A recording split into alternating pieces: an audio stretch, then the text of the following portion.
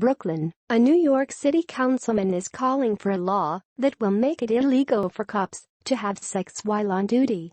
This comes after the NYPD confirmed that 2 police officers accused of raping an 18-year-old woman while on duty have been suspended without pay. In conversations with colleagues, the officers have insisted that the sex was consensual, sources told the Post.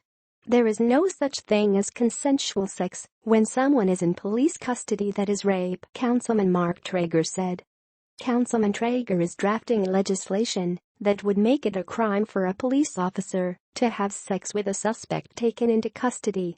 This all stems from allegations that 2 NYPD detectives had sex with a suspect in the back of a police van in a Chipotle parking lot on Cropsy Avenue in Coney Island back in September. Treyger says there are laws on the books for corrections officers and parole officers but not cops.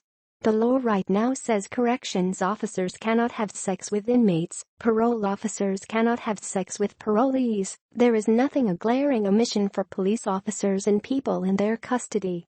According to published reports, narcotics detectives found pot and prescription drugs on an 18-year-old woman. They are accused of handcuffing her inside an unmarked police van and raping her. Treyger says he was outraged when an attorney for the cops stated the sex was consensual. How can anyone provide consent when they're in handcuffs and when they're under police custody? That is a power dynamic that does not make sense for consensual sex, that is rape. According to published reports, the cops will surrender on Monday.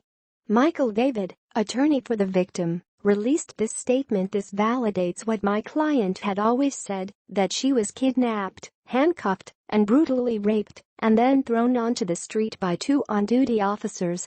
We would expect the police commissioner to take immediate action in firing these 2 officers. Additionally, we request that all this shaming of the victim of this vicious attack be stopped immediately.